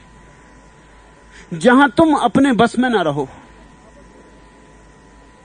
जहां तुम अवश हो जाओ, जहां वह रुलाए तो रो, वह जगाए तो जागो, वह सुलाए तो सो जाओ। जहां वह चलाए तो चलो, वह कराए कुछ तो करो, ना कराए तो ना करो। जहां सब उस पर छोड़ दिया जाता, वहां कैसा नियम, वहां कैसी विधि, वहां कैसी रीति। यह परम रीति है प्रेम की, यह परम विधि है प्रेम की। जो इस परम विधि का साहस नहीं कर पाते, उनके लिए फिर छोटी छोटी विधियां निकाली गई, योग इत्यादि, तंत्र मंत्र इत्यादि, यंत्र, उनके लिए बहुत विधियां निकाली गई। लेकिन वे वही लोग हैं जो प्रेम की परम विधि, विधि मुक्त विधि से अपने को जोड़ने में समर्थ नहीं है। कौन कौसर तक मुसाफत तय करे, मैदा फिरदौस से नजदीक है। कौन इंतजार करे कि स्वर्ग में शराब के चश्मे बहते, और वहां तक कि कौन सफर करे, उतना लंबा कौन जाए। कौन कौशल तक मुसाफत तय करे। मैगदा फिरदौस से नजदीक है, कौन स्वर्ग की बकवास में पड़े। मधुशाला यही है, करीब है। मधुशाला तुम्हारे भीतर है। लड़खड़ाओ जरा। अपने को बहुत संभाले संभाले जी लिए, अब जरा उसको संभालने दो। छोड़ो उस पर समर्पण सूत्र है।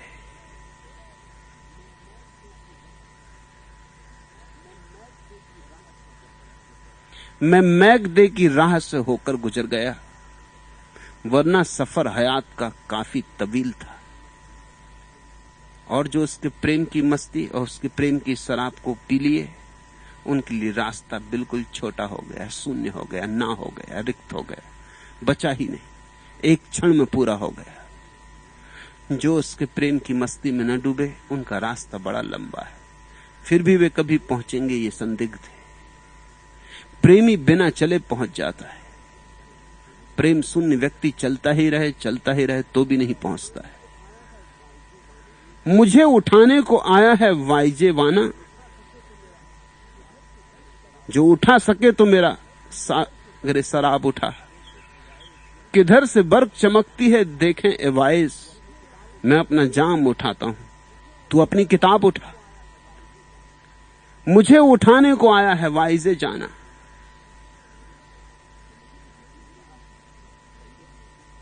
वो जो समझदार है, पंडित है, उपदेशक है, धर्मगुरु है, वो मुझे उठाने आया है शराब घर से कि उठो यहां से। यहां भी आ जाते हैं पंडित शराबियों को उठाने कि उठो यहां से। यहां कहां आ गए? जो उठा सके तो मेरा सागरे शराब उठा। लेकिन प्रेमी कहता है मुझे उठाने के पहले अगर कुछ उठाना ही है तो मेरा ये शराब का प्याला उठा। तू भी उठा, तू भी चख थोड़ा, मुझसे कुछ कह, इसके पहले तू भी चख थोड़ा। और फिर अगर प्रमाण ही पूछना है तो परमात्मा को प्रमाण देने दे। किधर से बर्फ चमकती है देखें ये वाइज, ए धर्मगुरु, तो कहां से रोशनी उठती है, कहां से बिजली चमकती है, ये हम देख ही लें। मैं अपना जाम उठाता हूं, तू अपनी किताब उठा। तू उठा अपना कुरान, तू उठा अपनी गीता, मैं अपना जाम उठाता हूं। मैं अपनी मस्ती से पुकारता हूं, मैं अपने प्रेम से पुकारता हूं। तू दोहरा अपने रटे हुए पाठ और देखें कहां से बर्फ चमकती, देखें किस ओर से परमात्मा की रोशनी आती। सदा प्रेमियों की तरफ से आई है, उन्हीं की तरफ से जिन्होंने उसकी मस्ती में पीना सीखा। ठीक कहते सुंदरदास, प्रीति की रीति नहीं कछु, राखत जाति न पाति नहीं कुलगारो।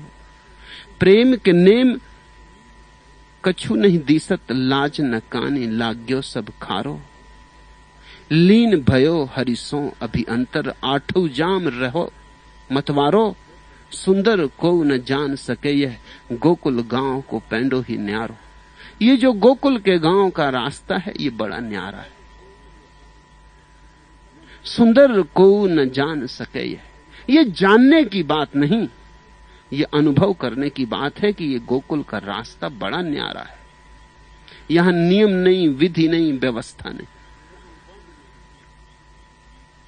यहां वर्ण नहीं, यहां ब्राह्मण शूद्र नहीं, यहां पापी पुण्यात्मा नहीं। सुंदर को न जान सके यह, गोकुल गांव को पेंडो ही न्यारो। ये रास्ता ही बहुत न्यारा है, ये मतवालों का है, दीवानों का है।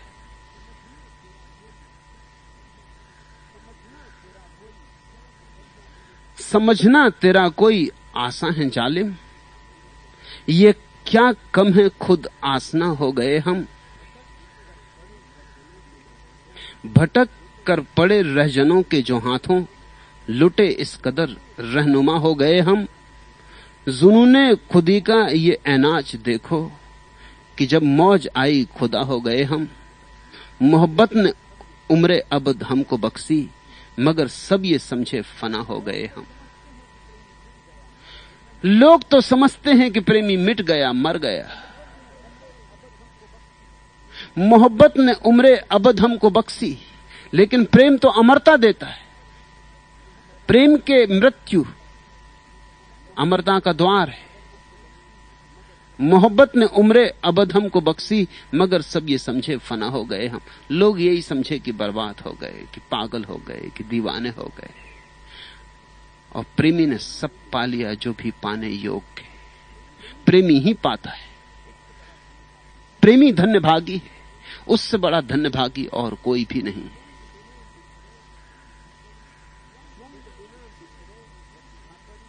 द्वंद बिना बिछरे वसुधापरी, जाघट आतप ज्ञान अपारो। और जिसको छू लेता है उसका प्रेम, उसके सारे द्वंद मिट जाते। द्वंद बिना विचरे वसुधापरी, जाघट आत्म ज्ञान अपारो। और उसमें आत्मज्ञान की अपारता प्रकट हो जाती। हे पवित्र, छू दिया आज तुमने, पवित्र हो गए प्राण। निष्कलुष शब्द, निष्कलुष छंद, निष्कलुष गान अब बने रहे। ऐसा वर दो, मैं कभी नहीं नीचे उतरूं इन श्रृंगों से, ऐसा कर दो। एक बार स्पर्श हो जाता है तो बस फिर एक ही पुकार उठती रहती, हे पवित्र, छू दिया आज तुमने, पवित्र हो गए प्राण। निष्कलुष शब्द, निष्कलुष छंद, निष्कलुष गान अब बने रहे। ऐसा वर दो, मैं कभी नहीं नीचे उतरूं इन श्रृंगों से, ऐसा कर दो। पर ऐसा हो ही जाता। प्रेमी की सारी अभीप्सा पूरी हो जाती। काम न क्रोध न लोभ न मोह न राग न दोष न मारो न थारो। ज्ञानी छोड़ छोड़ के नहीं छोड़ पाता, और भक्त का यूं चला जाता है जैसे सुबह सूरज उगे और उसके कण विलीन हो जाएं। द्वंद बिना विचरे वसुधापरी, जाघट आत्म ज्ञान अपारो। काम न क्रोध न लोभ न मोह न राग न द्वेष न मारो न थारो। न फिर कुछ मेरा न फिर कुछ तेरा, न काम न क्रोध न लोभ न मोह। ये सब छोड़ने नहीं पड़ते भक्त को। भक्त को तो सिर्फ एक ही हिम्मत करनी पड़ती, ज्योति में ज्योति मिले, मिली जाइए, बस इतना। इतना कि उसके इस न्यारे नियम रहित विधि रहित मार्ग पर चलने का सामर्थ, अपने को गंवाने की हिम्मत, इतना किया कि सब अपने से होता है। इस भेद को ख्याल में ले लेना। योग के मार्ग पर यह सब करना पड़ता, तब परमात्मा मिलता है। भक्ति के मार्ग पर परमात्मा मिलता है और ये सब बातें अपने से हो जाती। योग न भोग न त्याग न संग्रह, देह दशा ढक क्यों न उघारो। भक्त को यह सब अनायास होता है। इनकी कोई साधना नहीं करनी पड़ती, न योग न भोग न त्याग न संग्रह, देह दशा न ढक क्यों न उघारो। न तो उसे विशेष आयोजन करने पड़ते हैं, जीवन की व्यवस्था ढालनी पड़ती है, न विशेष अनुशासन अपने जीवन पर लादना पड़ता है, न तो नग्न रहने की जरूरत है उसे।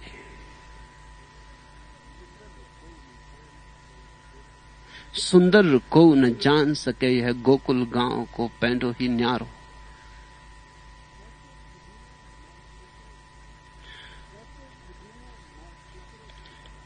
कैफे खुदी ने मौज को कश्ती बना दिया, फिक्रे खुदा है अब न गमे ना खुदा मुझे। कैफे खुदी ने मौज को कश्ती बना दिया, तूफान ही कश्ती बन जाती। एक दफा अपने को विस्मृत करने की क्षमता हो, एक बार अपनी आत्मा को मदमस्त करने की क्षमता हो। कैफे खुदी ने मौज को कश्ती बना दिया, फिक्रे खुदा है अब ना, फिक्रे खुदा है अब न गमे ना खुदा मुझे। अब कोई चिंता नहीं, अब माझी की कोई जरूरत नहीं, अब परमात्मा की भी कोई जरूरत नहीं, क्योंकि वही है। तूफान की लहर में भी वही है। अब नाव की भी कोई जरूरत नहीं, अब पार जाने की भी कोई जरूरत नहीं। डुबा दे जहां, वहीं किनारा है। बस एक छोटी सी चीज भक्त को छोड़नी पड़ती, छोटी लेकिन बड़ी भी बहुत। ऐसे तो ना कुछ, ऐसे वही सब कुछ, अहंकार भाव। तस्वर आपका एहसास अपना हम रही दिल की, मोहब्बत की इस तकसीम ने मंजिल से बहकाया। ये जरा सा भी मैं भाव रह जाए, मेरी प्रार्थना, मेरी पूजा, मेरा परमात्मा, जरा सा भी मैं भाव रह जाए तो बस पर्याप्त है उपद्रव के लिए, भटका रखने के लिए काफी है। कुछ भी ना बचे, प्रार्थना भी उसकी, पूजा भी उसकी, आराध्य भी वही, आराधक भी वही, वही बैठा मूर्ति में, वही नाच रहा भक्त। नाचते नाचते रामकृष्ण भगवान को भोग लगाते लगाते खुद को भी भोग लगा लेते थे। ऐसी मस्ती, ऐसा एकात्म भाव। भूल ही जाते कौन कौन है, कौन भक्त कौन भगवान। जहां ऐसा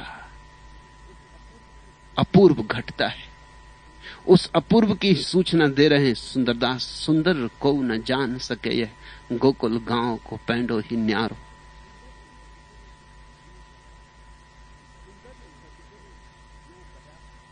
सुंदर सदगुरु यों कहा, सकल शिरोमणि नाम।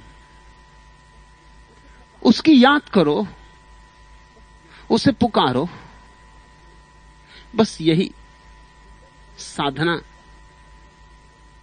का सबसे ऊंचा शिखर है। सुंदर सदगुरु यों कहा, सकल शिरोमणि नाम। जैसे पुकार सको, जो नाम प्यारा लगे, जिस दिशा में सिर झुकाना हो, जिस भाषा में पुकारना हो, बोल के तो बोल के, चुप रह के तो चुप रह के, मगर यही बात एक ख्याल रखने की, पुकारो। अंगारी का आंख का गुलमहर, रोएदार परछाइयों की चपेट, दिया बातियों की कातर कुबेला, हुड़कता यकायक पाखी अकेला। तुम कहां, तुम कहां, पूछो पुकारो, तुम कहां, तुम कहां। जैसा पपीहा पुकारता अपने प्यारे को, पी कहां। ऐसे तुम पुकारो, बस इतनी ही विधि है, इतना ही नियम है। ताको निस्दिन सुमरिये, सुख सागर सुख धाम। उसका स्मरण बने, तुम्हारी श्वास श्वास में रम जाए, तुम्हारी धड़कन धड़कन में रम जाए। उठो बैठो चलो फिरो वह न भूले। राम नाम बिन लैन को और वस्तु कही कौन। राम नाम के बिना और इस जगत में कमाने योग कोई भी वस्तु नहीं। सुंदर जब तप दान व्रत लागे खारे लौन। बाकी सब जब तप व्रत सब खारे लगते हैं, जैसे नमक खारा लगता है, मिठास नहीं है। मैं भी तुमसे यही कहता हूं, माधुर्य नहीं है तुम्हारे तथाकथित जप तप व्रत में, मधुरिमा नहीं है, मिठास नहीं, सब खारा खारा है। खारा क्यों है? अहंकार की अकड़ के कारण। मैंने इतना उपवास किया, इतना व्रत किया, अकड़ आती। भक्त क्या कहे, आंसू गिराए हैं उसने, और क्या किया। ये भी कुछ खास तो करना नहीं, रोया है और तो कुछ नहीं किया, पुकारा है और तो कुछ नहीं किया। भक्त की आंख से गिरते आंसू धीरे धीरे उसके अहंकार को गलाकर बहा ले जाते। उसकी पुकार पुकारते पुकारते ऐसी सघन हो जाती कि पहुंच जाती है जगत के अंतस्तल तक, भेद देती है सारे अस्तित्व को, सारे रूप को भेद कर अरूप तक पहुंच जाती। आकार को छेद कर तीर की तरह निराकार के केंद्र तक पहुंच जाती। राम नाम पीयूष तज बिस पीवे मतहीन। खारी चीजों में उलझे हो, व्यर्थ की चीजों में उलझे हो, अहंकार का जहर पी रहे हो, नाम चाहे साधना देते हो, तपश्चर्या कहो, मगर अहंकार का विष पी रहे हो। राम नाम पीयूष तज, जबकि अमृत उपलब्ध है। अमृत सुगम है, सहज है, सरल है। साधो सहज समाधि भली। सुंदर डोले भटकते जन जन आगे दीन। और इसी कारण भीख मांगते फिर रहे हो, हर किसी के सामने हाथ फैलाए हो। हाथ ही फैलाने हो तो उसे एक मालिक के सामने फैला दो।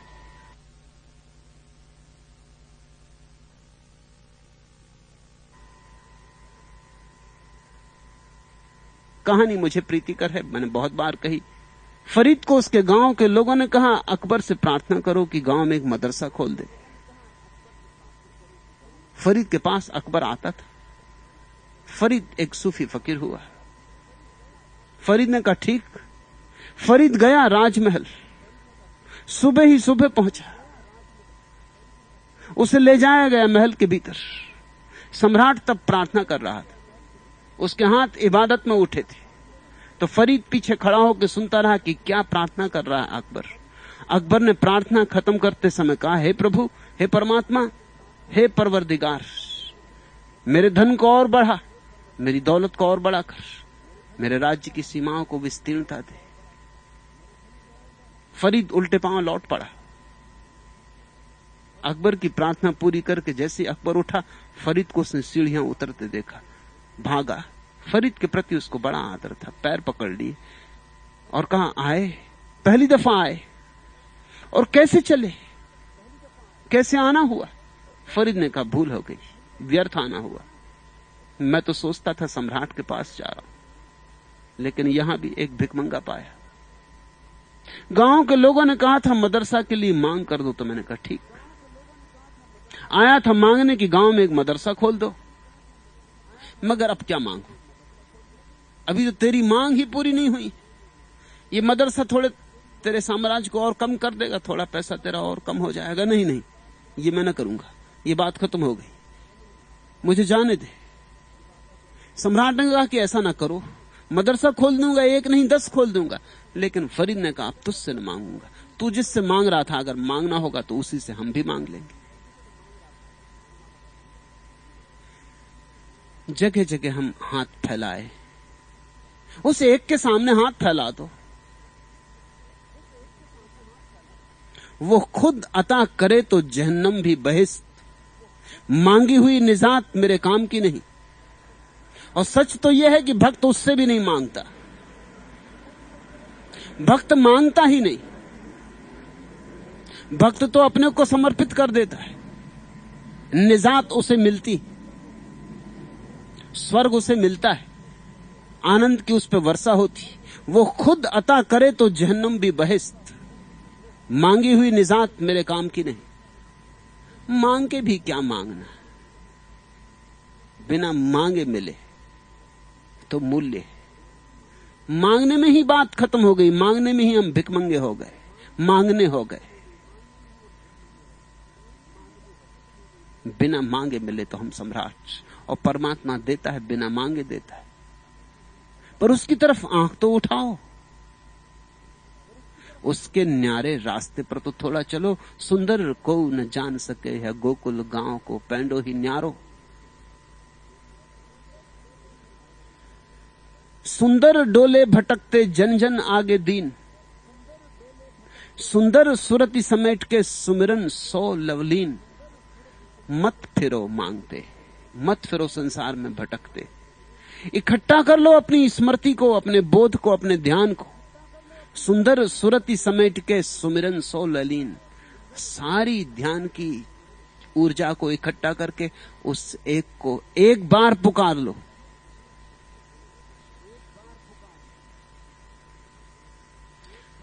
संसार में तो कष्ट ही क्या है। और संसार सभी को भिखमंगा बना देता, और भिखमंगे को झूठा हो जाना पड़ता है, पाखंडी हो जाना पड़ता है। जो दिल का राज बेआहो फुगा कहना ही पड़ता है, तो फिर अपने कफस को आसियां कहना ही पड़ता है।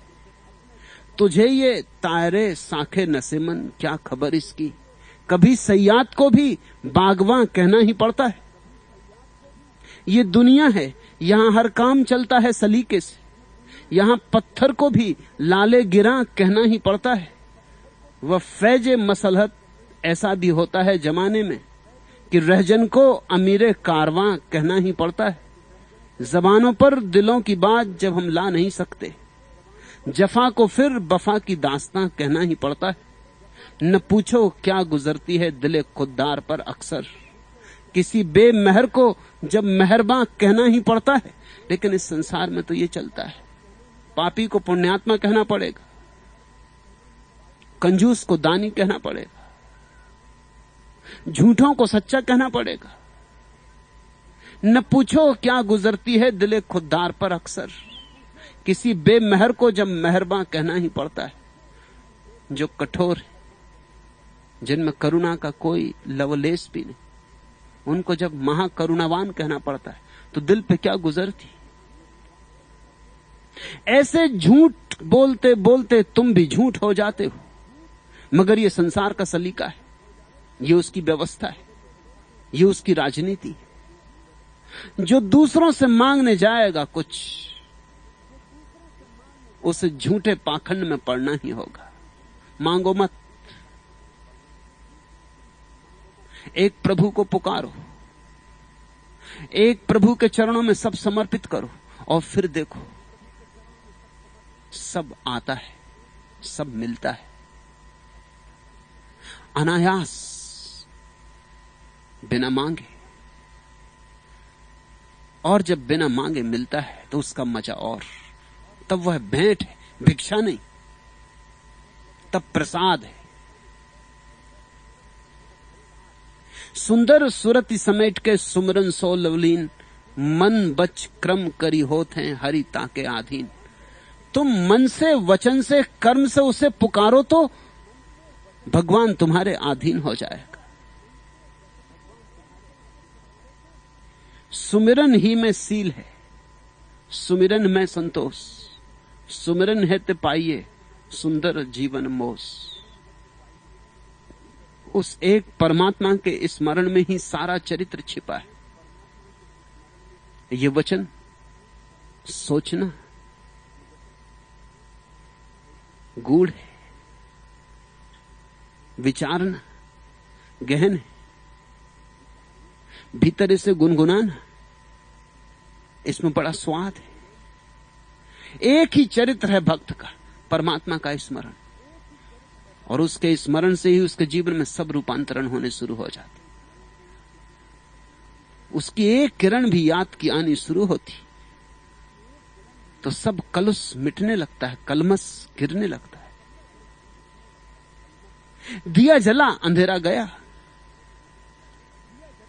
फिर अंधेरे को धक्के दे दे के निकालना थोड़ी पड़ता है। सुमिरन ही में सील है, सुमिरन में संतोष। और जिसे उसके नाम में आनंद आने लगा, उसे फिर संतोष ही संतोष है, फिर उसे किसी चीज में कोई असंतोष नहीं। उसे इतना मिलता है जितना वो संभाल नहीं पाता, उसे इतना मिलता है जितना का वो अपने को पात्र नहीं मानता। उसकी पात्रता छोटी पड़ने लगती। परमात्मा औघड़ दानी, सुमिरन है ते पाइये सुंदर जीवन मोस। और मोक्ष पाने के लिए न योग, न त्याग, न तप, न तपश्चर्या, न विधि, न विधान, सिर्फ स्मरण। ये स्मरण का एक छोटा सा सूत्र, जरा सी चिंगारी पड़ जाए तुम्हारे जीवन में तो भभक कर विराट अग्नि बन जाती। इसमें सब जल जाता है जो व्यर्थ है, और जो सार्थक है निखर के प्रकट होता है। इसमें जो जो कूड़ा कचरा है जल जाता है और सोना कुंदन हो जाता है।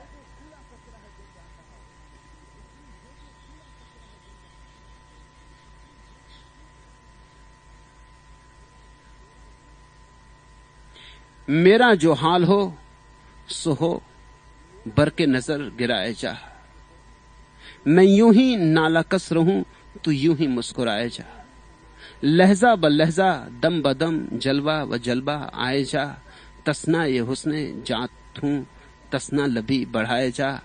जितनी भी आज पी सकूं, उज्र ना कर पिलाए जा। मस्त नजर का वास्ता, मस्त नजर बनाए जा। लुत्फ से हो कि कहर से हो, होगा कभी तो रूबरू। उसका जहां पता चले, शोर वहीं मचाए जा। पुकारे चलो, जहां उसका पता चले पुकारे चलो। सूरज के उगने में दिखाई पड़े तो पुकारो,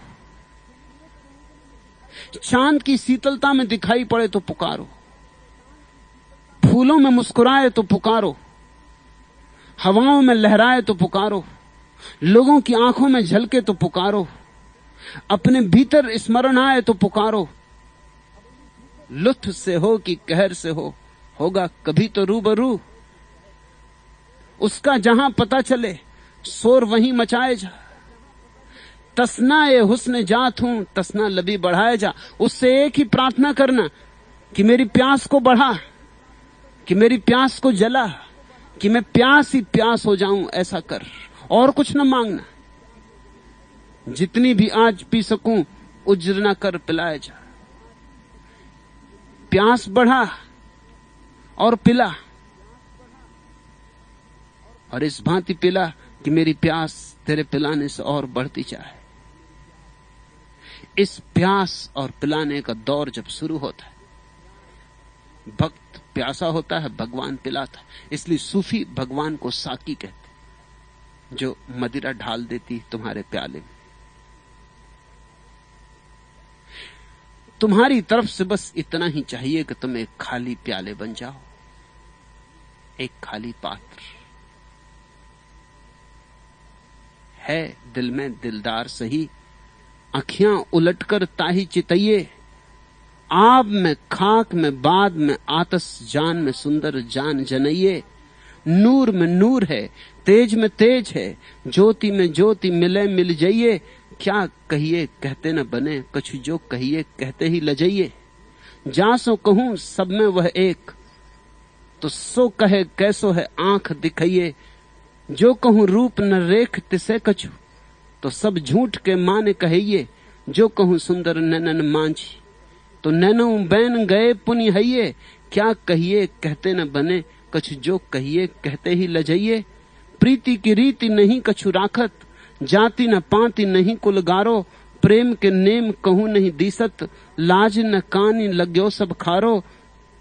लीन भयो हरिसों अभियंतर, आठव जाम रहे मतवारो। सुंदर को न जान सके, यह गोकुल गांव को पेंडो ही न्यारो। द्वंद बिना विचरे वसुधा परी, जा घटी आत्म ज्ञान अपारो। काम न क्रोध न लोभ न राग न द्वेष न मारो न थारो।